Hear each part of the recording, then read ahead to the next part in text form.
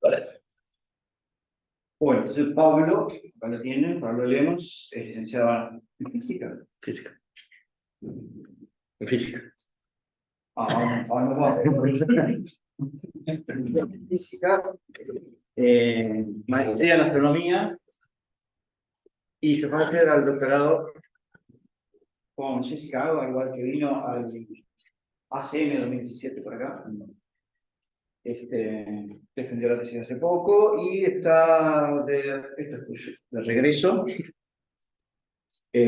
con un proyecto de postdoc que falta todavía definir si está bien lanzado.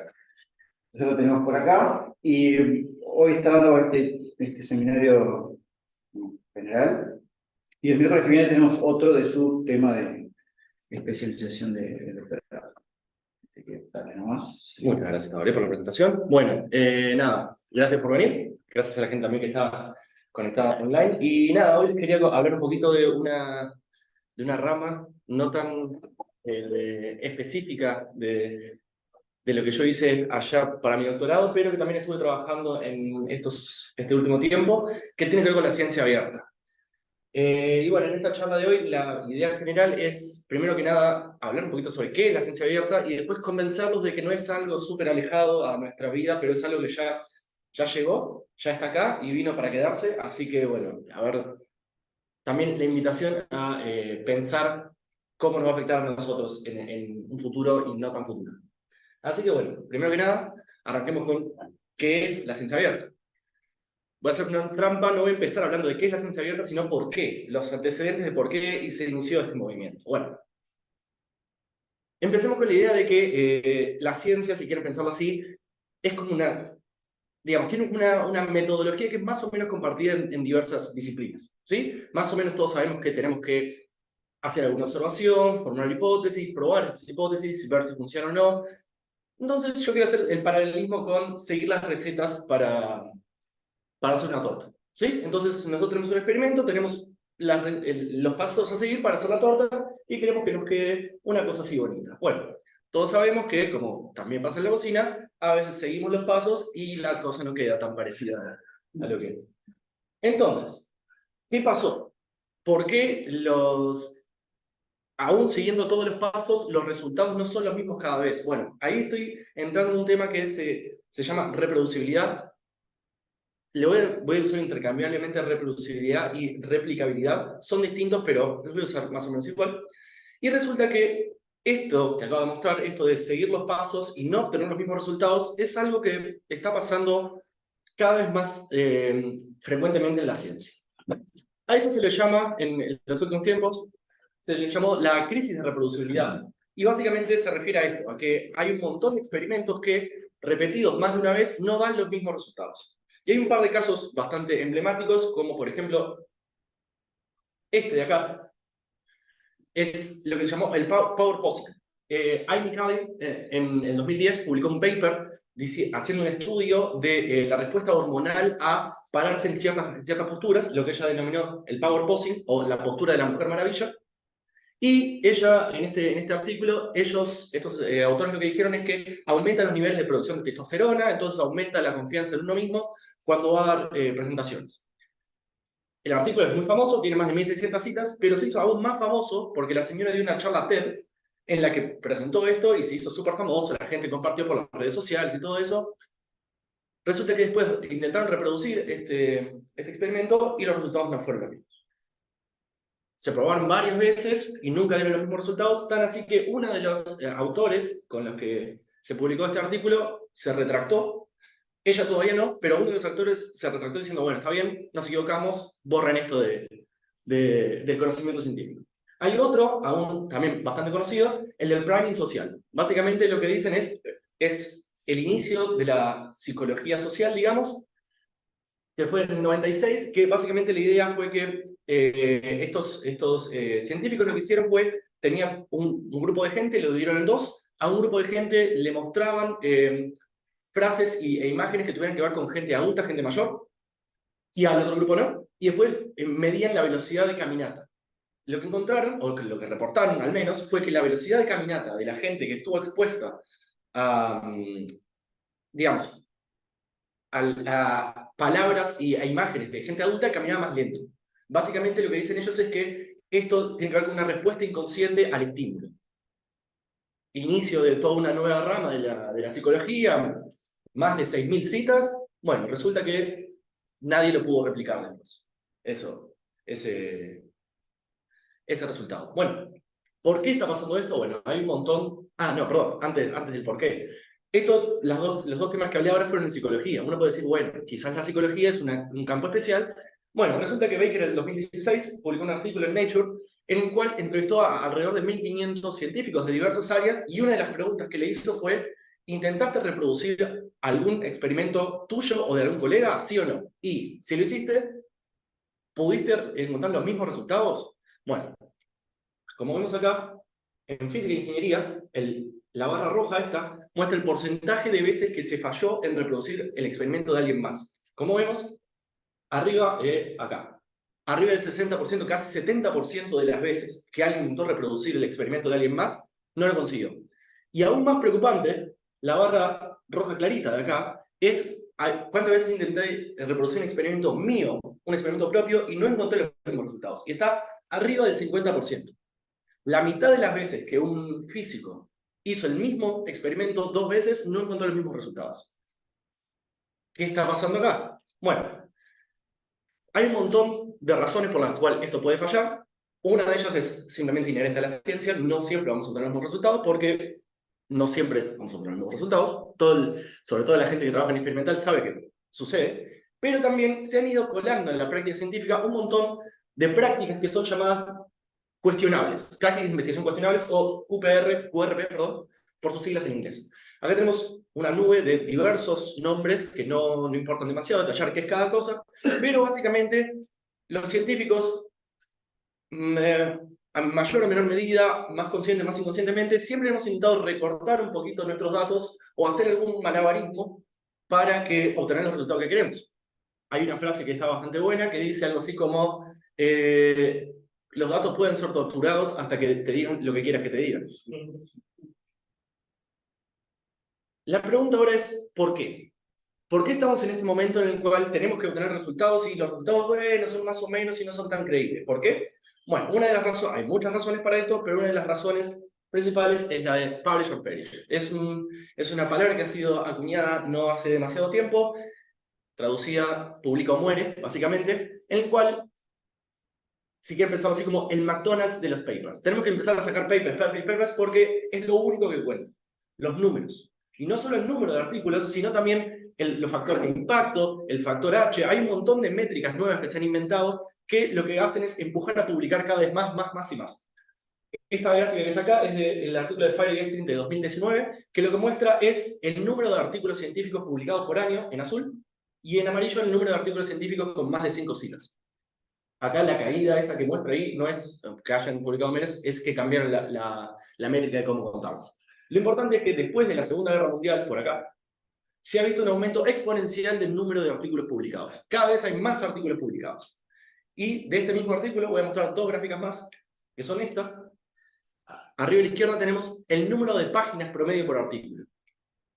Pasó de un poquito más de 14 al final de la Segunda Guerra Mundial a un poquito menos de 9 ahora. Los artículos, hay cada vez más artículos, son cada vez más cortos, y no solo eso, sino que esta gráfica que está acá muestra el número promedio de autocitas. Citas a trabajos de uno mismo. Después de la Segunda Guerra Mundial, más o menos 1 de cada 3 papers tiene una cita a un trabajo de uno mismo. Hoy en día, cada paper tiene 2, algo citas a trabajo de uno mismo. ¿Para qué es todo esto? Bueno, publico más, me cito más a mí mismo, entonces incremento todas mis métricas. ¿Sí? ¿Por qué? Por esta idea de que cada uno tiene que publicar más, así accedo a las grants, accedo a más plata, tengo más estudiantes, me va mejor. ¿Sí? Bueno. Ahí está, ahí salió. Una de las... esta persona capaz que la conocen es Peter Higgs, en una entrevista que hizo con The Guardian hace un tiempo atrás. Una de las cosas que dijo sobre este cambio de paradigma es que, bueno, dijo 2 cosas bastante importantes que están acá. Una de ellas es que si hubiera tenido que hacer el trabajo que hizo en el 64, el que propuso todo el mecanismo de Higgs, ahora no hubiera tenido tiempo, porque lo hizo demasiado lento y no hubiera tenido suficientemente tiempo ni paz para poder hacerlo. Y no solo eso, sino que dijo que si él hubiera estado con idea de trabajo de científico en el 64, probablemente nunca hubiera podido hacerlo porque le hubieran cortado los fondos porque no era productivo, suficientemente productivo. Entonces estamos hablando de un cambio de paradigma que es bastante importante. Hay que producir mucho y bueno, rápido. ¿Qué consecuencias tiene esto? Bueno, además de un montón de... Hay una larga lista de consecuencias, tiene que ver con la calidad de trabajo, tiene que ver con la salud de los científicos y un montón de cosas.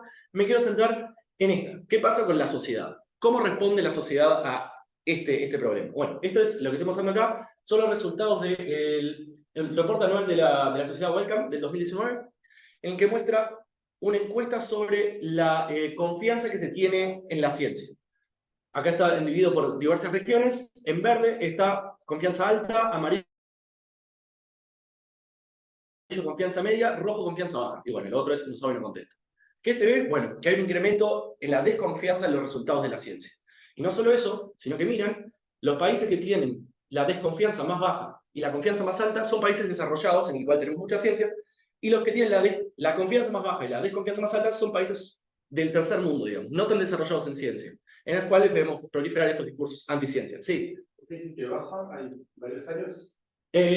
No, porque, bueno, no lo hemos dado, pero ha ido cambiando y, bueno, ha ido aumentando la desconfianza y bajando la confianza.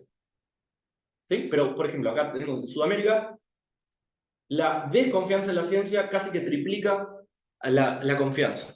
O sea, estamos en un problema. La sociedad ya no cree tanto en los resultados científicos. ¿Por qué? Porque justamente nosotros mismos no podemos creer en nuestros propios resultados. Bueno, ¿cuál es la salida a toda esta situación? Y la respuesta es, no tengo idea. Si me preguntan a mí, no, es un problema bastante difícil, el cual no sé si tiene una salida. Y es más, si alguien viene a hacer una charla de estas y le dice cuál es la salida del problema yo desconfiaría bastante de esa solución. Pero una alternativa puede ser un movimiento que viene a reformar la práctica científica que ha sido denominada ciencia abierta. Hecha la presentación de por qué ha nacido la ciencia abierta, vamos a contestar ahora la pregunta de verdad, ¿qué es la ciencia abierta? Bueno, según Wikipedia, la ciencia abierta es un movimiento que promueve el acceso abierto a la investigación. Y con esto a veces se confunde bastante con el acceso abierto a los resultados de la investigación, que no es lo mismo. Los resultados de la investigación son parte de la investigación, pero no son todo. No, lo que promueve la ciencia abierta es a todo el proceso de investigación, desde el principio, las ideas, todo el proceso hasta los resultados traducidos en artículos, en papers. Lo que estoy mostrando acá es los 4 pilares de la ciencia abierta que promovió la UNESCO, que los voy a mostrar ahora en profundidad, pero ya que la nombré, hablemos un poquito de las recomendaciones de la UNESCO sobre ciencia abierta. La UNESCO, la deben conocer todos, la Oficina de las Naciones Unidas para la Educación, la Ciencia y la Cultura, publicó en noviembre del 2021 una recomendación para que los países adopten ciencia abierta. Esta recomendación fue aprobada por los 193 países miembros por unanimidad. O sea, Uruguay, por ejemplo, aprobó esta recomendación, lo cual no es vinculante, pero al menos ofrece definiciones, principios, guías y recomendaciones para tomadores de decisiones que son aceptados globalmente. ¿Cuáles son los 4 pilares de esta recomendación de la UNESCO? Bueno, este verde que está acá arriba es lo más común, estándar, que es conocimiento científico abierto, que básicamente tiene que ver con abrir, o sea, digamos, hacer accesible las publicaciones, sí, pero también los datos, el software, el hardware, un montón de cosas. Los otros 3 pilares son un poquito menos conocidos. Uno de ellos es infraestructura. Abrir, básicamente, la ciencia abierta se basa, uno de los pilares de la ciencia abierta, entonces, es abrir la infraestructura para poder hacer ciencia. Y los otros 2 son la implicación de los agentes sociales, no solo como meros receptores del conocimiento científico, sino también como parte activa. Por ejemplo, los ejemplos que ponen son la ciencia ciudadana, sí, pero también formas nuevas de financiación de la ciencia, como el crowdfunding y cosas así. Y el último es diálogo abierto con otros sistemas de conocimiento, en los cuales valoran bastante las poblaciones marginalizadas, las poblaciones indígenas, e intentar incorporar ese conocimiento al conocimiento científico. Esos son los 4 pilares en los cuales se basan todas las recomendaciones de ciencia abierta por la UNESCO, o sea, por la ONU.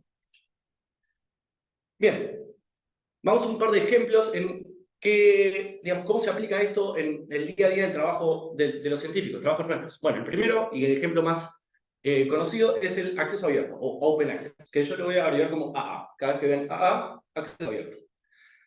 Ya lo conocen ustedes, lo voy a recordar por las dudas. ¿Cuál es el modelo tradicional de publicación? El modelo tradicional es en el que esta imagen es sacada del artículo de Periáñez, Rodríguez y Olmeda Gómez de 2019. El modelo tradicional que ellos plantean es que las agencias financiadoras pagan sueldos a autores, esos autores escriben artículos, los publican, y para publicarlos pierden todos sus derechos de copyright sobre esos artículos, y luego las agencias financiadoras le pagan a los editores para poder acceder a esos artículos. Alrededor del 70% de los artículos científicos de la historia está hechos sobre este modelo en el cual hay que pagar para poder leer el resultado de esa investigación. Hay un reporte, no, perdón, antes de eso tengo esta, porque esta es una imagen que me gusta mucho, es un artículo de Nature llamado La creciente inaccesibilidad de la ciencia, en el cual hay que pagar $9 para poder leer, me parece una cosa fantástica. Y el banco alemán, el Deutsche Bank, en el 2005 publicó un informe en el cual nombró o llamó a este sistema un sistema de pago triple. ¿Por qué? Porque las agencias financiadoras, que normalmente financian con fondos públicos, tienen que pagar 3 veces. Sueldos para los autores que escriben los papers, sueldos para los reviewers, que van a revisar si esos papers son de buena calidad o no, y después le pagan a las editoriales para acceder a ese trabajo que ya hicieron los científicos a los que ya le pagaron. Básicamente, este sistema, el sistema tradicional, es un sistema extremadamente lucrativo. Elsevier, que es una de las editoriales más grandes del mundo, si no la más, el año pasado tuvo $2.000 millones de ganancia, lo cual representa un 40% de básicamente todos los costos de Elsevier. Yo no sé nada de economía, pero por lo que estuve leyendo, cualquier cosa que tenga más del 30% se considera como de muy altas ganancias. Y esto tiene 40%. Así que estamos hablando de que el negocio de publicación científica es extremadamente lucrativo. Bueno, ¿cuáles son las alternativas a estos modelos de cómo podemos acceder si no queremos pagar o no podemos pagar? Bueno, una de ellas es un tanto ilegal. Todo el mundo debe conocer a SciHub, la plataforma que básicamente pone a disposición todas las, si no todos, la gran mayoría de los artículos científicos, pero básicamente es un sitio pirata, así que olvidémoslo por ahora. La siguiente alternativa es el Open Access. Este es el símbolo de Open Access. ¿A qué me refiero con Open Access? Bueno, básicamente es artículos que son libres para leer, para que todo el mundo pueda leer sin tener que pagar para acceder a ellos.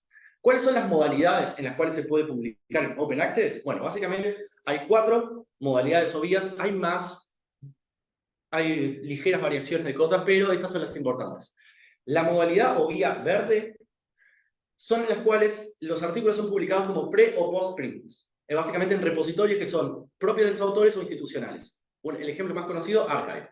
Todo el mundo ha leído papers en Archive. El problema que tienen esos repositorios es que normalmente no es la versión publicada de la revista y además no están arbitrados. Básicamente no hay nadie que lea y asegure que la calidad es buena. Yo puedo escribir cualquier barra basada, ir a Archive y subirlo. Nadie me va a decir nada por eso. Pero al menos tenemos la posibilidad de acceder por ahí. La siguiente es la vía dorada, que es cuando una revista es completamente libre para acceder. Yo puedo entrar a la página de la revista y ver todos los artículos sin necesidad de pagar un solo peso. ¿De dónde sale la plata? Bueno, los autores tienen que pagar para publicar en ese tipo de revistas. Después tenemos la vía híbrida, que es básicamente revistas que tienen tanto artículos libres, de acceso Gold, si quieren, como artículos que hay que pagar para leerlos. El autor, cuando envía el trabajo, puede elegir: quiero que la gente tenga que pagar para leer esto, quiero que sea abierto, y si es abierto tiene que pagar. Y por último, algo que se está poniendo relativamente de moda ahora es el acceso diamante. El acceso diamante son aquellas las revistas de acceso diamante son aquellas en las cuales que ni el autor ni los lectores tienen que pagar para publicar. ¿De dónde sale la plata para la revista? Bueno, básicamente son revistas o journals financiados por organizaciones grandes. lo voy a nombrar más adelante, pero por ejemplo, Laudelar tiene 20 y algo de journals diamante, en los cuales no hay que pagar ni para publicar ni para leer. Bueno, y la gráfica que les estoy mostrando acá es una gráfica de cómo ha ido cambiando el porcentaje de artículos publicados de forma abierta, en alguna de estas vías. Lo que se ve es que en el 2011, alrededor del 36% de los artículos están publicados de forma abierta, o sea, no hay que pagar para leerlos, y en el 2020 subió más del 56%. O sea, ya vemos una tendencia en la cual la mayoría de los artículos están siendo gratis para leer, pero el autor tiene que pagar. Siguiente ejemplo que quiero mencionar es el Open Data, los datos abiertos. Cada vez que vamos a publicar un artículo, estos son extractos sacados de las páginas de Science, Nature y RAS, la revista de la Sociedad Británica de Astronomía, en los cuales son las recomendaciones o las guías para la publicación de datos. Si no, probablemente todas las revistas ahora incluyen al menos una recomendación de que los datos tienen que estar abiertos, disponibles de alguna manera para cualquier persona que los pida. ¿Sí? Y en algunas es obligatorio, tiene que haber algo que diga que los datos están disponibles. La siguiente, esta frase me encanta, esta que está acá arriba. Esto es sacado de un paper cualquiera, porque yo diría que la gran mayoría de los papers tienen frases así. Los datos están disponibles upon reasonable request. O sea, vos podés escribir al autor y el autor va a enviarte los datos. Bueno, en el 2019, Hussey publicó un artículo titulado Data is not available upon request, porque básicamente lo que hizo fue mandarle correos a, no me acuerdo a cuántos, pero a varios autores que tenían una declaración así, pidiéndole los datos de su investigación. Lo que hizo primero fue ver a lo largo de los años cuántos artículos tenían una declaración así, y como ven, ha ido subiendo desde 0% en 2018 a 100% en 2022. Todos los artículos que vio en cierta revista tenían una declaración así. A todos estos artículos le pidió, ¿puedo tener tus datos? Y estas son las respuestas. El año que tuvo más fue 46% le contestaron que sí y le enviaron los datos. El resto o no envió los datos porque no consideran que fuera razonable, o directamente no contestó nunca. O sea, esta idea de que los datos están disponibles es un poco no tan cierta. Bueno, entonces, visto esta idea, se han empezado a crear un montón de procedimientos de forma de compartir los datos de forma un poco más razonable que esta frasecita acá, y es así que nace el principio FAIR. FAIR es básicamente una serie de recomendaciones para compartir datos, en los cuales cada letra representa es una sigla, la cual F significa Findable, Accessible, Interoperable y Reusable. ¿Sí? Es una serie de recomendaciones para compartir datos, el cual está siendo bastante aceptada y bastante estándar hoy en día a nivel mundial. Podemos hablar un poquito más sobre esto, pero no los quiero aburrir demasiado. Lo importante es que la idea es que ahora, si queremos compartir datos, tienen que ser datos que puedan ser encontrables tanto por humanos como por máquinas, que son accesibles, o sea, no es que estén metidos en un disco externo de alguien, sino que tienen que estar accesibles en Internet y pueden ser descargados por mecanismos o protocolos estándares. Interoperables en el sentido de que no pueden estar escritos de forma que solo un software, un código que escribí en los 80 los pueda leer, sino que tienen que poder ser escritos tienen que poder ser leídos en algo que todo el mundo use. No, pero eBoard está bien porque eBoard escribe la salida en texto plano. Sí. Así que texto plano. Y bueno, y lo último, reusable, porque básicamente esta es la idea. Si vamos a compartir datos, es para que puedan volver a ser usados en algún momento. Perfecto. ¿Dónde podemos guardar estas cosas? Entonces ahí empezamos en repositorios. Repositorios hay miles de millones por todos lados, hay específicos para ciertas áreas, hay repositorios específicos de datos astronómicos, repositorios específicos de imágenes astronómicas, de datos sobre caída de meteoritos, de datos sobre esto, de datos sobre lo otro. Hay como cosas muy específicas y está bueno usar las cosas específicas porque cada uno de ellos tiene algunos metadatos, básicamente información sobre las colecciones de datos, que son importantes para el análisis después. Cuando no hay disponibles repositorios específicos, existen repositorios generales como GitHub, Zenodo, InLargo, etc. Lo importante de todos estos repositorios, o lo que hay que mirar si uno quiere empezar a usarlos, es que estas dos cositas estén bastante claras. La licencia. ¿Cuáles son los permisos que tiene la gente para usar estos datos? Y el segundo, el DOI, el Digital Object Identifier. Básicamente, esto que estoy mostrando acá es mío. No tenía otro, así que perdón por el autobombo. Pero bueno, esto es unos datos que yo publiqué online. Como ven acá arriba, tiene un DOI. El DOI básicamente es un numerito que puede ser citado. Todavía no está demasiado desarrollado, pero, por ejemplo, en algunas versiones nuevas del BibTeX o del NatWib, algo de eso, del sistema de citaciones de LaTeX, ya está permitiendo citar datos. Entonces, no necesariamente tiene que estar asociado a una publicación, sino que puedo tener los datos ahí y puede obtener citas los datos por sí mismos. Y bueno, la licencia dice por algún lado, acá no. Bueno, no la veo acá, pero normalmente la licencia es la licencia Creative Commons del gusto que prefieran. Bien, perfecto. Hasta acá todo muy lindo, hay un montón de palabritas lindas, pero de ahora en más lo que voy a hacer es intentar convencerlos de que todo esto no es algo súper nuevo que va a venir a cambiar la ciencia en el futuro, sino que es algo que ya está acá. Ya está entre nosotros y vamos a tener que empezar a ver cómo nos adaptamos a esto. Lo primero que quiero mostrar en esta idea que ya está acá, la ciencia abierta, son lo que llaman los acuerdos de transformación. ¿Qué son acuerdos de transformación? Son acuerdos entre editoriales y organizaciones científicas en los cuales se ponen de acuerdo básicamente para bajar la carga burocrática y de costos para publicar de forma abierta, ¿sí? Para tener estos artículos de Open Access. La parte fundamental de esto es que es esta última palabra, transformación. ¿Por qué se llaman acuerdos de transformación? Porque una de las cosas que las editoriales aceptan hacer es transformar su modelo de negocios desde el modelo tradicional, este modelo cerrado, a un modelo abierto. Eso quiere decir que estos acuerdos de transformación a lo que apuntan es que todas las revistas sean abiertas. ¿Eso qué quiere decir? Todos los autores van a tener que empezar a pagar para publicar. Y estos costos, acá tenemos un histograma de los costos de publicación por artículo, se llaman APC, Article Processing Fees. Costs, no fees, perdón, APC. Son los costos de publicación de cada artículo individual. Y como vemos, hay relativamente baratos, a partir de $250, a más de $3.000 por artículo. Y estamos hablando de que cuando tenemos proyectos como nosotros, que son proyectos no demasiado grandes, pagar $3.000 por un artículo probablemente sea gastar 10% de todos los fondos en publicar un artículo.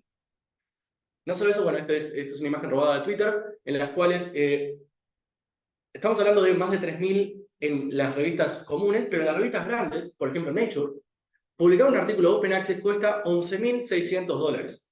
Por eso no estoy publicando. Exactamente, por eso publicamos en Nature. Exactamente. Pero bueno, como vemos acá, no son nada baratos publicar. Y acá, bueno, y la gracia que hace el señor acá es que los autores tienen que pagar para publicar revistas científicas, pero les pagan más de $4.000 por publicar un artículo en Cosmos, así que quizás podamos ir a publicar a Cosmos, es un poquito más rentable para todos nosotros. Pero bueno, mi punto fundamental con esto es que el modelo está cambiando a un modelo abierto. Esto va de acá a 10, 15, 20, vaya a saber cuántos años, todas las revistas van a ser abiertas. Y entonces vamos a tener que convivir todos los días con esto, pagar para publicar. ¿Tenemos plata para esto? ¿Sí o no? Si la respuesta es no, ¿qué hacemos? ¿Dejamos de publicar? Y es por eso que básicamente esta segunda parte era no discutamos un poquito qué va a pasar con esto. Bien, siguiente punto que quiero mostrar con que la ciencia abierta ya está acá. es Open Science, estoy hablando de ciencia abierta, Open Science, perdón por mezclar los términos, pero bueno.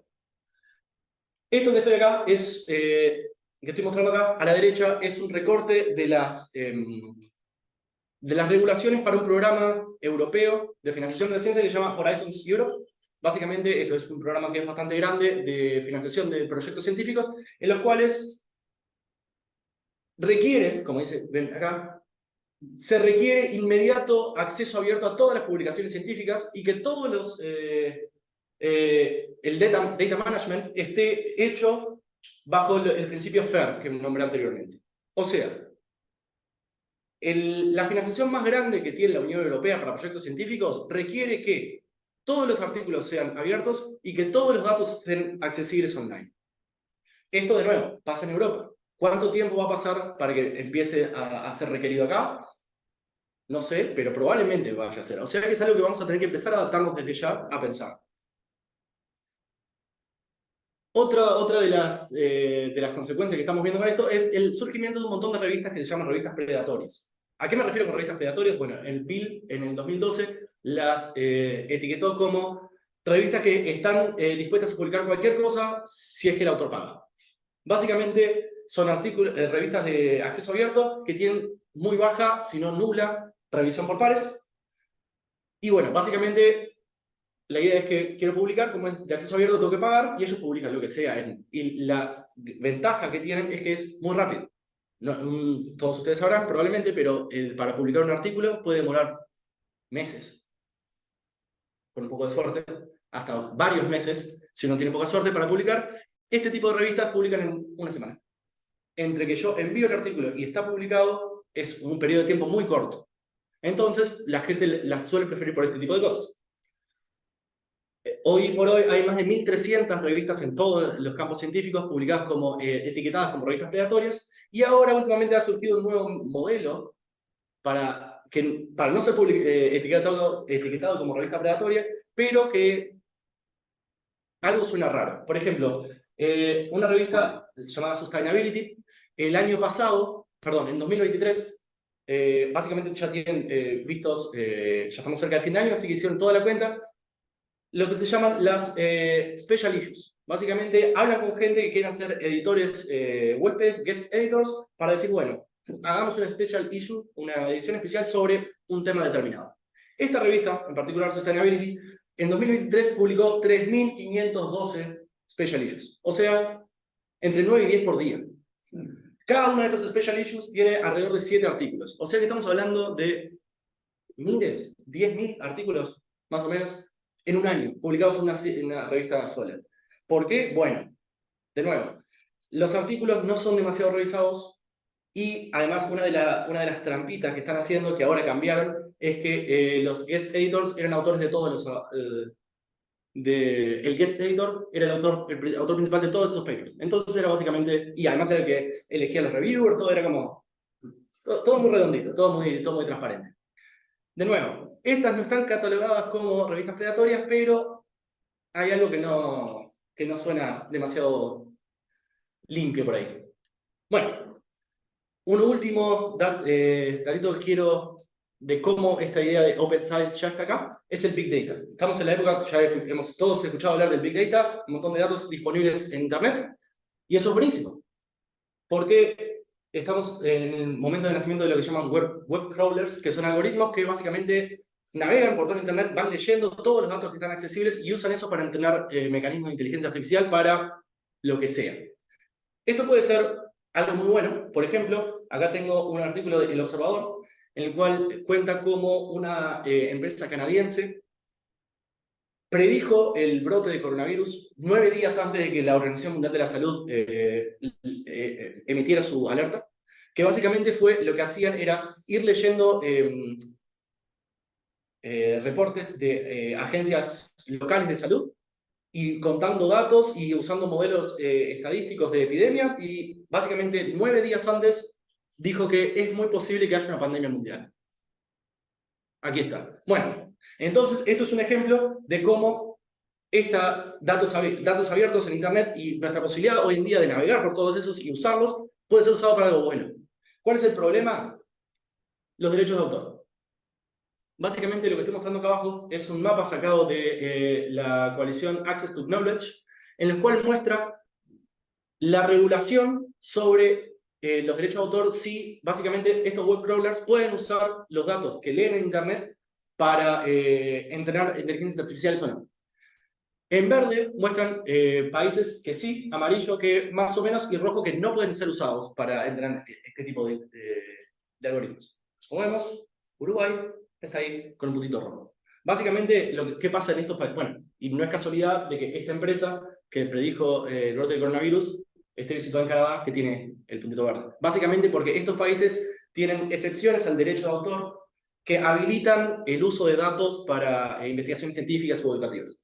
Cosa que no pasa en los países que están acá en rojo. Eso es uno de los problemas que tienen, que es, por el lado positivo, digamos, perfecto, abramos todos los derechos de autor y que estos algoritmos puedan usar todos los datos en Internet. Tenemos un problema número 2, que es, no sabemos para qué van a ser usados esos datos. Porque, perfecto, acá estamos hablando de un ejemplo muy bueno que pudo haber cambiado la historia de la humanidad, sí, pero no sabemos para qué van a ser usados todos los artículos. O sea, esa es una discusión que vale la pena tener. Vale la pena, sí. No entendí bien el punto, porque ellos usaban informes Sí, ya publicados Sí. de las agencias. sí. Pero mi punto no es exactamente para ellos, sino en general. Básicamente, el poder tener acceso a un artículo no implica poder usar esos datos. Que yo pueda leer no implica que yo pueda usar esos datos. Entonces, ¿hay que cambiar esa regulación, sí o no? O sea, yo lo puedo leer, pero si lo lee un algoritmo de estos, eso va a ser usado para entrenar una inteligencia artificial. ¿Para hacer qué? No sé. Entonces, ¿cambiamos eso o no lo cambiamos? Es una discusión que, bueno, va a haber que tener en algún momento. Y lo último que quiero mostrar, y ya por esto cerrar, es ver en qué está el estado de ciencia abierta en Uruguay y la región. Bueno, primero que nada, ¿cuál es el marco legal en Uruguay? La ley 18.220 del 2008 básicamente establece la responsabilidad del Estado para conservar el patrimonio documental de la nación. Y esto es lo único que hay sobre conservación de datos. Hay algunos repositorios institucionales, como Colibrí de Lodelar, Silo, que acá es una organización de varias instituciones, pero acá puse la ANI, porque a partir de, no sé si este año o el año pasado, todos los artículos que estén publicados, que hayan sido financiados por la ANI, tienen que estar obligatoriamente publicados en Silo, en un repositorio que, para hacer referencia a lo que dije antes, todos estos son repositorios de tipo verde, en los cuales se depositan los pre o postprints. Y bueno, tenemos cosas más internacionales, y también puse acá a Timbo de la ANI, que básicamente no es un repositorio, sino que es el mecanismo que tenemos para acceder a revistas de pago. En cuanto a...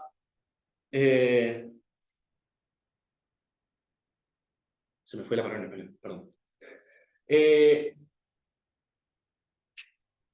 Storage. Almacenamiento, gracias. Almacenamiento de datos y de artículos. Esto es todo lo que hay en cuanto a lo legal en Uruguay. Hay países en la región, como Perú, Argentina y México, en los cuales hay regulaciones, hay regulaciones para la publicación abierta de todos los trabajos científicos. En Chile y Brasil hay recomendaciones, y en Colombia hace muy poquito se estableció una ley general de ciencia abierta que establece no solo acceso abierto para los artículos, sino todos estos otros factores que hemos venido nombrando. En cuanto a marco legal, no mucho más que esto. Si vamos a Uruguay, Aguirre, Ligüera, Matini y Fontans en 2019 hicieron una investigación de cuántos artículos abiertos han sido publicados desde Uruguay, y encontró que el 37% de las publicaciones en Uruguay son de acceso abierto. No sé si lo tengo después, pero otra de las cosas que encontraron estos señores es que del 100%, 37% son en acceso abierto, y más del 50%, 51%, una cosa así, no son de acceso abierto, pero podrían. Porque básicamente los derechos de autor de las revistas publicadas permiten la publicación en repositorios como Archive o Colibrí, pero los autores no lo han hecho. O sea, tenemos bastante espacio para mejorar ahí todavía. Como nombré anteriormente, en Uruguay hay 33 revistas indexadas en el DOAJ, es el ¿Cómo? Si vos accedes por Timbo, ¿lo consideras abierto? No, porque Timbo básicamente paga, exactamente. El DOAJ es el directorio de Open Access Journals, o sea, el directorio de journals de acceso abierto. En Uruguay hay 33 revistas ahí, todos son de acceso diamante. Acceso diamante, como se acuerdan que dije anteriormente, son tipos de revistas en el cual no se paga ni para publicar ni para leer. O sea, son financiadas por las diversas facultades. De estas, creo que alrededor de 20 y algo son de Lodelar, y algunas de la ORT, de la Universidad Católica, del Instituto Universitario de la CJ y cosas así. Repositorio de datos científicos, en Uruguay no hay. Solo de datos científicos. Lo más cercano es, hay una página que se llama catalogodedatos.gov.uy, en el cual están datos gubernamentales. Podemos encontrar desde leyes a planos de cosas y datos en general del gobierno. Se podría, según lo que dice en el about de esta página, dice que se puede depositar datos científicos, pero dudo que alguien lo haya hecho. Pero también quería mostrar que en la región hay varios países que tienen repositorios gubernamentales para datos exclusivamente científicos, como en Chile, datoscientificos.cl, que es del Ministerio de Argentina, vayan a saber cuánto más va a durar, pero por lo menos ahí está, por ahora. Y bueno, también dentro de, a nivel más gubernamental, el Mercosur tiene una oficinita que es de, no me acuerdo exactamente qué es esta sigla, pero CIT, claramente Ciencia y Tecnología, es una sección del Mercosur que está ocupada en la ciencia y la tecnología. En el 2002 tuvieron una charlita en la cual se presentó un informe sobre ciencia abierta del Mercosur, situación y recomendaciones, fue acá en Uruguay. Algo se está empezando a hacer, pero muy lentamente. Y más en lo del AR, acá está lo que nombraba anteriormente, 37% de las publicaciones están en acceso abierto de lo del AR, y 51% no lo está, pero podría estarlo. Esto que está acá es básicamente esta gráfica que muestra acá. El anaranjado oscuro son publicaciones de autores de lo del AR que están en acceso abierto. Acá en anaranjado más clarito, que no están en acceso abierto, pero podrían estarlo, y en gris que no están, y no se puede.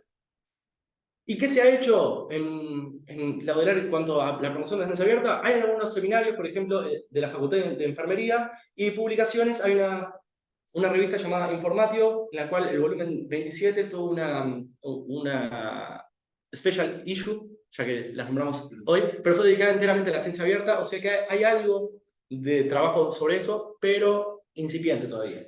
Y bueno, también la UDELAR ha estado en diálogo con la AUGM, la Asociación de Universidades del Grupo Montevideo, sobre ciencia abierta, pero también todo muy lentamente. Y con esta frase nomás, sacada de un artículo que apareció en la revista esta que nombraba anteriormente, sobre ciencia abierta en la UDELAR, los quiero dejar con esta frase que dice: Uruguay y los demás países del sur global deben participar activamente de la construcción de la ciencia abierta de acuerdo a sus posibilidades e intereses, no siempre iguales a los del norte global, y no ser meros observadores que vayan detrás de los cambios. Bueno, con esta frase dejo por acá nomás y nada, quedamos abiertos a preguntas y...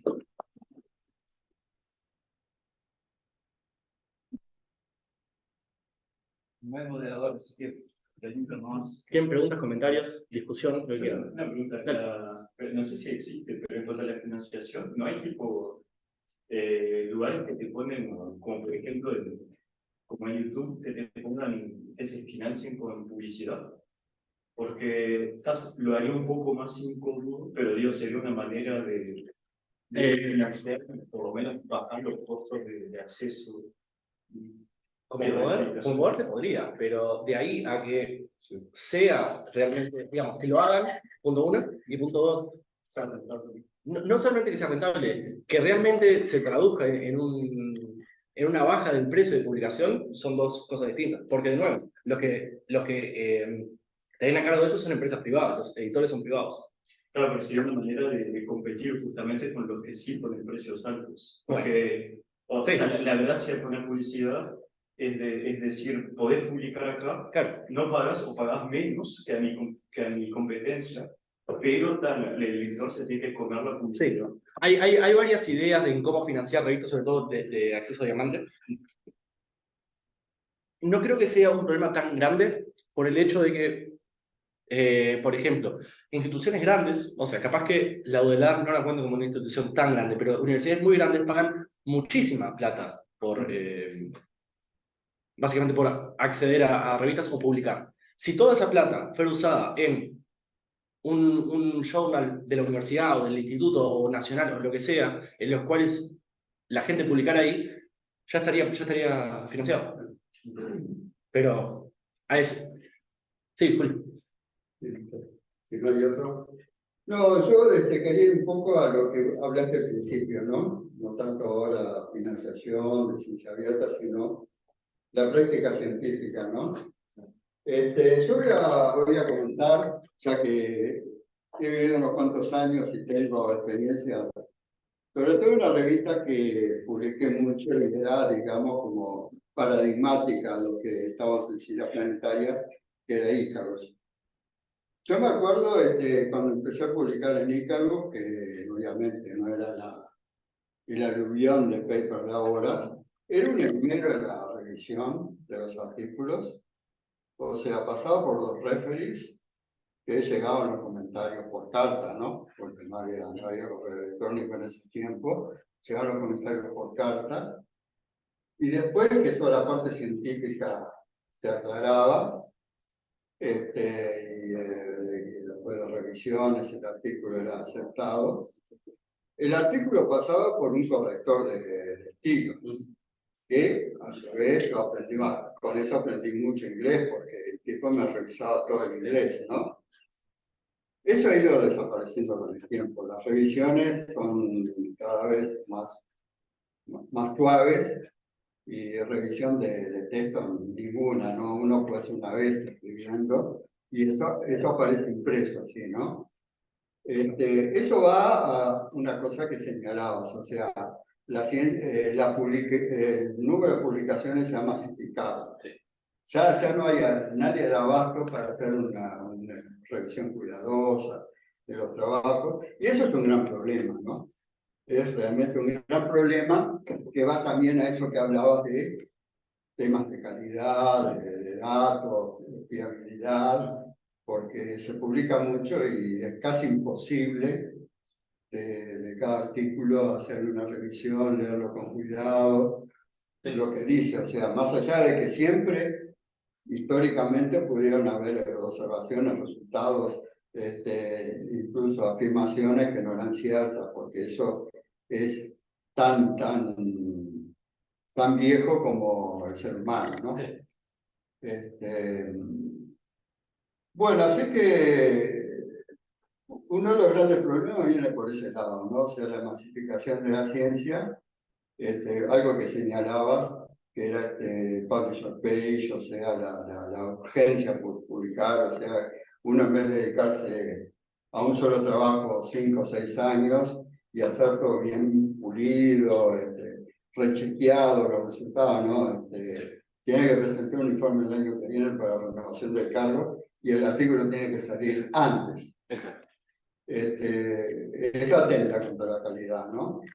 Después quería referirme porque es cierto que en las evaluaciones se mira mucho ahora el índice H o la cita. También hay una ciencia que también habría que en un momento analizarla, que es la ciencia tipo show. Hago un paper con alguna afirmación así, con nuestro trabajo psicológico, que es así sorprendente, ¿no? Sí. Muy llamativa. Eso lo arreglo con una buena dicción para hablar con el público. Como vos decías, también una representación, una presentación en una charla TED, que atrae mucho público, y con eso lográs 15.000 citas en estos trabajos. Entonces también que todo esto, no solamente el número de papers, sino el número de citas, es algo que hay que tomarlo con mucho cuidado, ¿no? Sí, hay una... No me acuerdo exactamente, pero... Bueno, la definición de... ¿Cómo se llama? De las métricas que usamos para evaluar el trabajo científico no es neutral. Tienen todo un trasfondo, tiene una implicancia.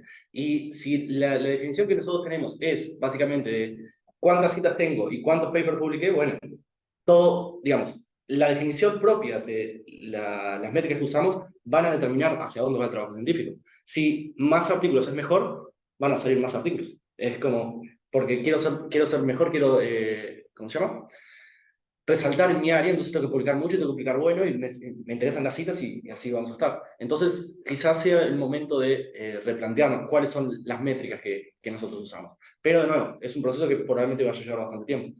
Eso es una cosa. Y la segunda cosa que, sí, ahí está. Lo otro que quería decir es que sí, estoy completamente de acuerdo con que por más de que los científicos hayan sido muy cuidadosos y los reviewers sean muy cuidadosos, siempre está la posibilidad de que haya algún resultado que, no quiero decir sea falso, pero haya algún error, sí. El problema no creo que sea apuntar hacia que no haya error, no haya problemas con la investigación, sino intentar reducirlos lo más posible. Y está claro que este es el camino que no los reduce, sino que probablemente los aumente. Pero sí, completamente de acuerdo con todo lo que dijiste. No, me gustó mucho la charla, me parece que es importante tener este tipo de discusiones. Y a mí me preocupa, o sea, tengo varios comentarios, pero una de las cosas que más me preocupa es el tema de la reproducibilidad que comentaste al principio.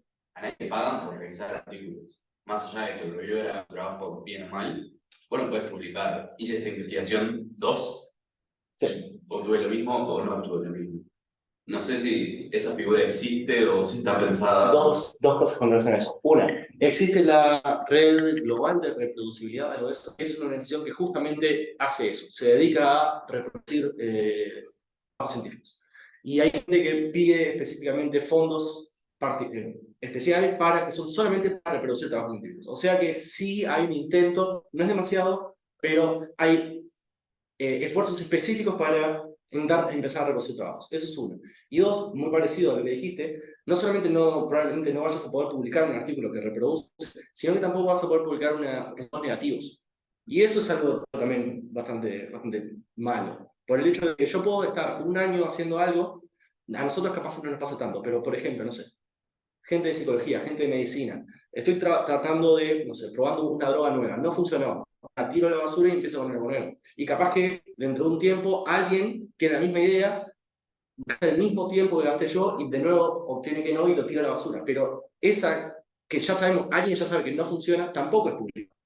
Entonces, no lo mencioné ahora porque no está tan cercano al área física, pero otra de las metodologías en las cuales se expresa la ciencia abierta se llaman trabajos preregistrados, que básicamente la idea es que son revistas en las cuales vos mandás lo que querés hacer. Vos decís, bueno, voy a estudiar tal o cual cosa, y mandás, digamos, toda la descripción se usa más sobre todo para la biología y para la química. Descripción del experimento, descripción de la metodología, del laboratorio, todo un montón de cosas, sin hacer los cálculos todavía. Eso pasa por revisión, y un reviewer te dice, analiza solo la parte de materiales. Dice, ok, esto sí va a servir para analizar lo que vos quieras, lo que vos tenés idea de analizar, hacelo. Cuando tenés eso, haces los datos y tenés asegurado que al final vas a publicar los resultados, sin importar si son positivos o no. Entonces, para mí eso también es algo bastante importante porque eso alivia un montón de tiempo y un montón de esfuerzo y un montón de fondos en hacer trabajo que ya sabemos que no funciona, que alguien sabe que no funciona. Sí. Respecto a las dos cosas que hablamos, sobre todo en cuanto a la masividad, yo creo que eso va a cambiar, o sea, algo que va a afectar bastante en la revisión, no sé si para bien o para mal, no tengo idea, pero el uso de inteligencia artificial seguramente. No me sorprendería, no sé si ya es el caso, pero no me sorprendería que dentro de pocos años las revistas empiecen a usar inteligencia artificial para la revisión, tanto para ver si la forma es correcta, como para resumir lo que dice el artículo, lo cual puede, por un lado, hacer la revisión más fácil, pero viene con un costo de que, bueno, estás confiando en eso, ¿no? Y lo segundo, que la prueba está en lo que vos acabas de decir, es que claramente existe una demanda fuerte de una mayor revisión, y entonces, y por otro lado, uno se pregunta qué tantos científicos se necesitan. Entonces yo me pregunto si de repente no vamos a empezar a tener un número de científicos que van a dejar de dedicarse a la investigación y se van a dedicar pura y enteramente a la revisión de artículos. Es decir, porque es cierto, ¿no? Aunque la población mundial crezca, yo no necesito necesariamente el mismo porcentaje de científicos. O más que necesitar, no voy a tener un mismo porcentaje que me va a producir cosas, entre comillas, de valor, ¿no? Entonces, creo que ahí seguramente van a empezar a aparecer gente que va a estar puramente dedicada a eso y yo no lo veo como algo malo. Yo sí, perdón, porque estás como que en una segunda. Pero eso es el inicio de fin, o sea, es que llegar a administrativos, trabajo científico. Pero no es administrativo. Directamente porque son trabajos científicos que solo realizan. Pero entonces ahí está como en el principio propio de la situación. Pero de hecho, en la revista, algunos científicos le pagan a los Eso, y la organización que mencionaba Pablo es también la de eso ya está realizado. Claro, pero de cosas. Claro, ahora sí. Tiempo profesional al trabajar en la edición.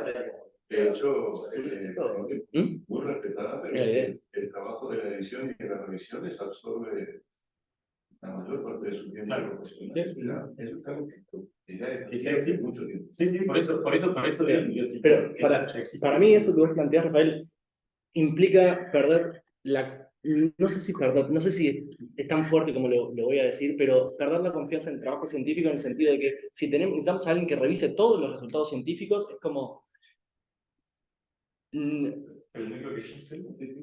Sí, pero ¿por qué llegamos a este punto? Yo creo que, de nuevo, lo que decía antes, para mí, que haya errores, si querés decirlo así, en el trabajo científico es inherente al proceso científico, van a existir siempre. La idea es cómo los minimizamos. Y hay dos formas. Revisar todos los trabajos científicos y ver dónde están los errores, o cambiar de raíz cómo hacemos el trabajo para, de nuevo, como decía Julio, hacerlo metódicamente, revisando todos los puntitos que queremos revisar, hacer una revisión metódica y a partir de ahí también podemos estar mucho más seguros. En ese sentido, si se cambia a esa idea como más pausado, sin tanta necesidad por publicar, yo creo que no sería necesario, pero no sé. Pero para mí no son disjuntas. No, sin lugar a dudas. Pero... nunca puedes sacarte la revisión que sigue. No, sin lugar a dudas. Revisar los datos, pero hacer que todos los artículos sean revisados y después que alguien los reproduzca para ver si son ciertos o no, me parece que es como... Perdón, sí, creo. Bueno, creo que gran parte de la discusión es como por lo costoso que están volviendo la revista, sea por el open access o simplemente porque pues el día de mañana llegan las revistas grandes y nos duplican el costo y se va a buscar pagarlo porque pues es en las revistas que de alguna manera publicamos o la comunidad voltea a ver. Y lo que veo es, yo siento como que tenemos un intermediario que nos está complicando. Veo como en la parte, en otras áreas que hay intermediario, por ejemplo, no sé, en la agricultura, en otras cosas de que alguien va, agarra, vende. En este caso siento que está la revista de intermediaria porque al final, o sea, nosotros hacemos el artículo y nosotros mismos terminamos siendo los referees. Sí. Entonces, la mayoría de los referees lo hacemos de manera voluntaria.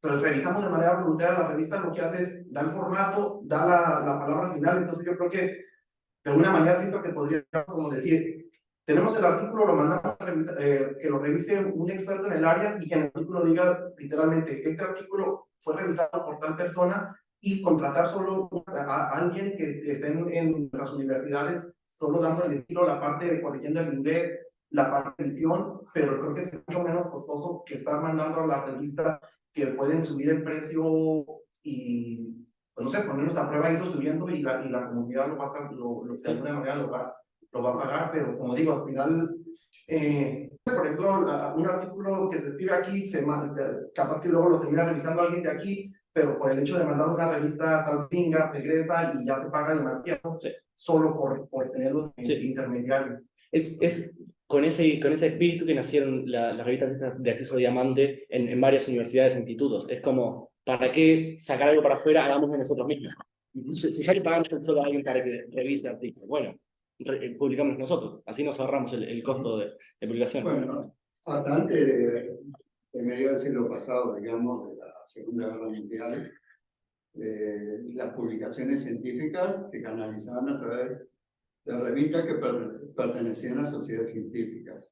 No había todo el negocio que hay ahora de las editoriales que lucran con todas las publicaciones científicas. Eran la sociedad europea o la sociedad francesa de física, astronomía, Biología era la que publicaba los artículos, y ellos tenían fondos que o venían del Estado o venían de la cuota que pagaban los socios de la sociedad. Sí. Ahora, evidentemente, todo se convirtió en un gran negocio, ¿no? Exactamente. Sí. Y simplemente una pequeña paréntesis, esta idea de que las revistas suben y nosotros vamos a seguir pagando, pasó, y de hecho hay una historia bastante conocida hay una revista, si no me equivoco, se llama eLife, o algo así, del área de biología, que básicamente todo el board de editores de la revista, un día recibieron un correo electrónico de básicamente los dueños, diciendo, bueno, vamos a aumentar un 40% los costos de publicación en esta revista. Bueno, ¿pero por qué? Porque la competencia los aumentó. Tipo, no tenemos no había ninguna razón logística para aumentar, pero y lo que hicieron fue renunció todo el board de editores y fundaron una revista nueva sin fines de lucro que, si no me equivoco, se llama eLife.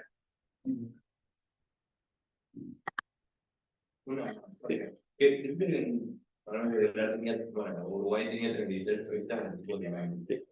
¿Qué tan estudiado está si no se están duplicando esfuerzos? Por eso me parece también algo clave. Si estás duplicando tarea que podría ser con menos revistas. El tema es que con la mayoría de esas revistas son de revistas de facultades. Entonces, por ejemplo, la Facultad de Información, esta la que nombré acá, esta Informatio, por ejemplo, es una publicación de la FIC.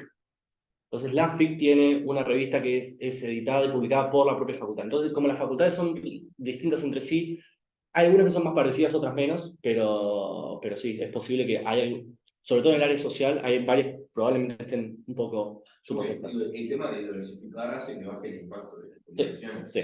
Porque tenemos más lugar donde buscar, sí. Complejiza la cosa. Sí, pero probablemente sí. Además eso, como bueno, digamos, ser específicas en el área, malo en el sentido que son bastante compartimentadas. Si cada facultad tiene una, hay facultades que hacen cosas muy similares. Entonces, no sé si vale la pena tener dos, podría unir. Sí, Tomás. Pablo,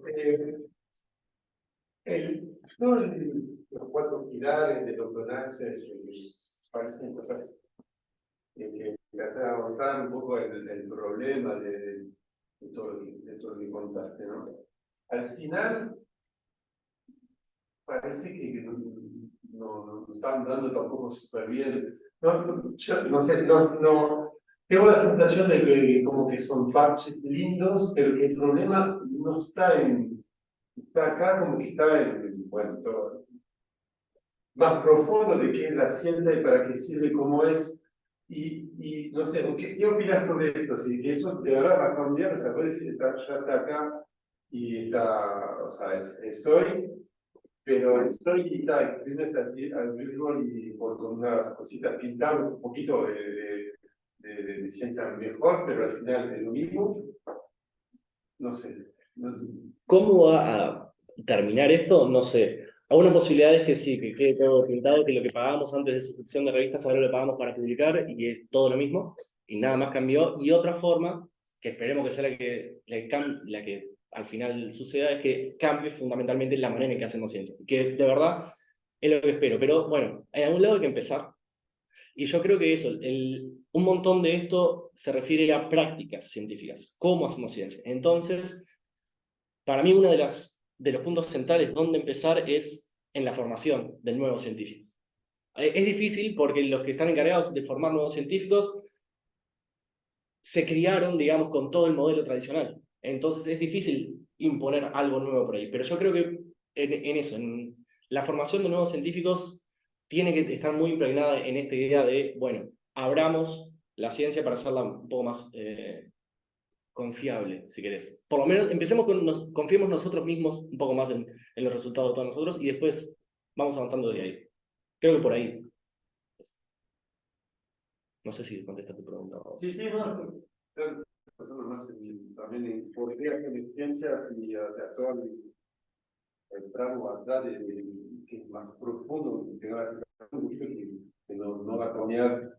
Espero cambiando las prácticas y no sé si va a cambiar algo en el problema de fondo de que tenemos que tener una ciencia que brilla, que eso, no publicar cosas que no funcionan, no se hace, y que es la sociedad nuestra que es así, de show, yo estoy seguro que si le pones a una inteligencia artificial las reglas bastante básicas de cómo es lo que queremos, lo que quiere el mundo de la ciencia, y decís, escribir artículos se publican en el 90% de las revistas, ¿entendés?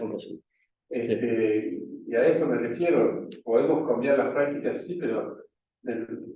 Bueno, hay un montón de gente que habla como de dos vías para intentar modificar esto, como la estructura de la ciencia, que es la que yo más hablaba, así que es la bottom-up, empezar desde, bueno, la formación de nuevos científicos, pero también está desde arriba hacia abajo, que es, bueno, ¿qué pasa si empezamos a generar marcos regulatorios, marcos legales, y, que impliquen una revisión mucho más profunda? Bueno, está bien, todos tus datos tienen que ser abiertos, tu investigación tiene que ser de calidad. No capaz con una calidad evaluada en eso, número de artículos y factor de impacto, sino con formas nuevas de evaluar. También hay eventos por ese lado, pero sí, yo creo que es una mezcla de las dos probablemente que se necesita. Pero las cosas que no funcionan, porque yo siento que con todo el mundo con quien hablo, todo el mundo está de acuerdo y todo el mundo siempre se queja diciendo que la gente no publica, cosas que no funcionan. Entonces ahí el error, o sea, personalmente yo no sé qué tanto es requerimiento de las revistas y qué tanto es decisión de uno. Porque hay una componente que es también error nuestro, directamente por asumir, bueno, como no funciona, lo publico. Pero no, hay mucha gente. Demostrar que algo no funciona. ¿Cómo? Es mucho más difícil demostrar que algo no funciona que algo funciona. Tenés que demostrar un montón más. No, pero creo que lo que está hablando es, bueno, vamos a probar si esta droga nueva funciona para aliviar tal enfermedad. No funciona. Claro, probaste un método para hacer algo y no llegaste a nada, probaste otro, pero ese de que no llegaste a nada no lo publicas. Claro. Pero en realidad, o sea, capaz estoy cegado por la gente que está alrededor mío, pero siento que todo el mundo con quien hablo, todo el mundo está de acuerdo, que papá estaría bueno ver eso, sí, porque entonces quizás hay falta un esfuerzo. Pero yo realmente dudo que haya un montón de revistas que, si vos le mandás para publicar, no encontré algo. Sí, que no lo hago, exacto. Sí. Pero si de alguna manera se logra transmitir Sí. ese hecho, o sea, primero hay que ver que efectivamente la gente realmente quiere ver eso, y si eso se logra transmitir en las revistas, bueno, ahí capaz, porque es un mundo grande. Sí. Creo que lo negativo, un resultado negativo, solo podría ser publicado y sirve para rebatir algo que se creía antes y que era falso. Sí. Pero yo digo, pruebo cualquier cosa no funciona y publicarlo capaz que es una avivada tuya, ¿no? Hacer Sí. cualquier experimento no funciona. Pero en esa idea que están estos los preregistros que mencionaba anteriormente, que es eso. Publico, antes de publicar algo que no funciona, mando todo mi diseño experimental, mis hipótesis, y alguien dice, esto esto podría funcionar. Entonces, fíjate si funciona o no. O sea, Sí, ahí se lo rápido le dice Julio de... los puntos no funcionó, publicado, sí. Yo reivindico el H, el factor de impacto, porque siempre es mejor que simplemente la lista de publicaciones. Vos podés publicar muchas cosas que no dicen nada, pero el H dice que te están citando. Incluso hay lugares donde vos podés cargar un H excluyendo las autocitas. Entonces, con todo, yo no pondría en la misma bolsa el H con el demás. Es un avance. No, es que, sin lugar a dudas, métricas tienen que existir.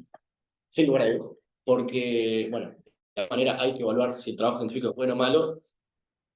Y no hay ninguna, lo que decía antes, no hay ninguna métrica que sea neutral. Todas tienen pros y contras, todas favorecen un punto y no favorecen otro. Hay que simplemente no aceptarlas como vienen, sino que, bueno, discutámoslas y veamos qué es lo mejor. Si termina siendo lo mejor, será lo mejor. Pero... Claro, lo que pasa es que una métrica como la H no es lo mismo en astronomía, que es una comunidad reducidísima en el mundo, que en biología, que es una comunidad muchísimo más grande, que en psicología, que es enorme. es claro que en psicología tener 10.000 citas capaz que es algo normal, porque psicólogos está lleno por todos lados. Ahora, astrónomos no hay tantos, ¿no? Entonces, cosechar 50 citas muchas veces es un gran logro.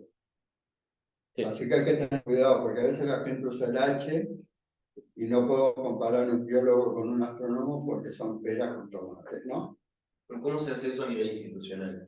Cuando se evalúan científicos de 2 áreas. Y bueno, habría que hacer alguna corrección sobre el área, ¿no? No sé. Depende, no, ahora no demasiado. A veces cuando, de lo que he visto, ¿no? De mi experiencia de evaluador, hay un matemático y dice, sí, tiene un trabajo en 4 años y tiene 20 citas, y una vez se dice, sí, un trabajo en matemáticas, que generalmente es un trabajo en solitario, y con 20 citas ya uno piensa que es bárbaro, ¿no? Sí. Porque 20 matemáticos que dijeran el trabajo de otro ya es algo para sacarse el sombrero, ¿no? Entonces, sin hacer escalas, uno más o menos cualitativamente dice, no, ese debe ser realmente algo muy bueno. Pero eso, hay varios aspectos, ¿no? que son, creo que quedan muy particularizados a las disciplinas, ¿no? Por ejemplo, pienso, esta revista informática yo nunca la he leído ni conozco nada de la disciplina que abarca la revista. Pero también es cierto que probablemente haya disciplinas que tienen un desempeño más local. Resultados a nivel social, digamos, que tienen que ver con el país en donde está siendo hecho el estudio. Entonces, ahí tiene sentido que una revista tenga una alcance nacional, pero disciplinas como la nuestra, no. Nuestro trabajo es global. Yo creo que sí vale la pena plantearse la idea de, bueno, qué lo que nos ofrecen estas grandes revistas ahora y que es muy difícil lograr estas nuevas iniciativas. Sí, porque claramente, digamos, si uno puede decidir en qué revista publicar ahora, en qué revista publicaría, si tuviera los fondos para hacerlo, ¿no? Entonces, digamos, hay un efecto también de alcance de estas empresas que, claro, lo logran porque tienen mucho dinero, por razones que no son las mejores, digamos, pero que tienen un alcance global.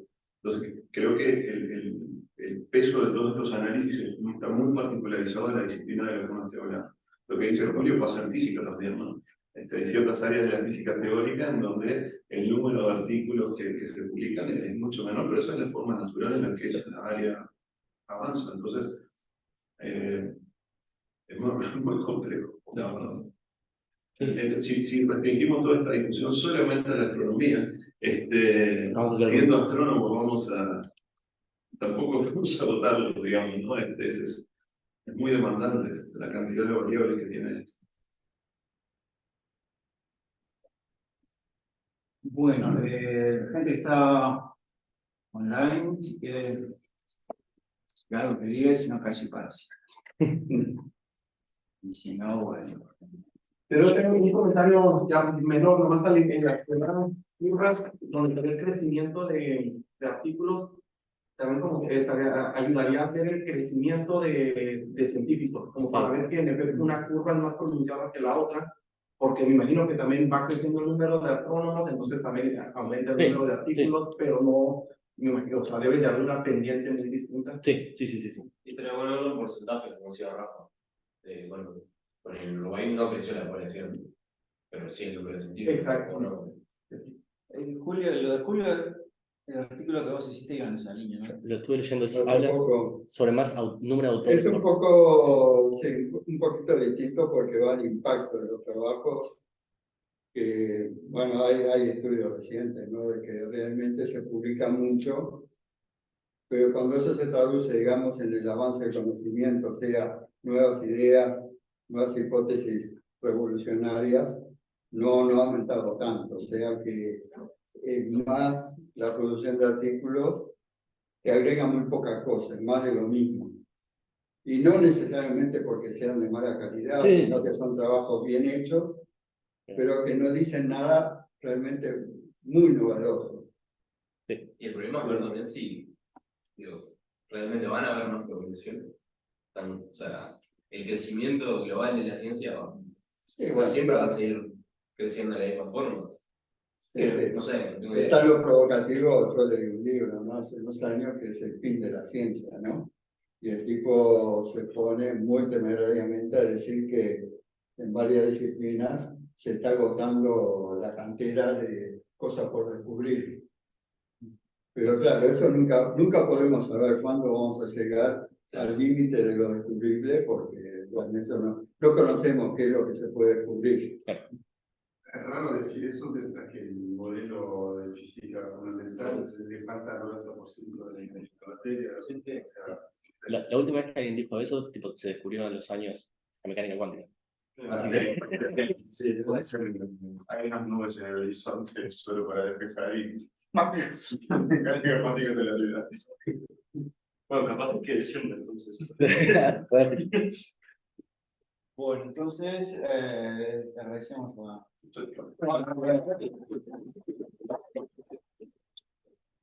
Ahora que termino. La filosofía, la verdad que esta escala de epistemología de la ciencia más aterrizada, no tan buena. Hay que volver Cuando la da un epistemólogo, la filosofía a veces pesadita, ¿no?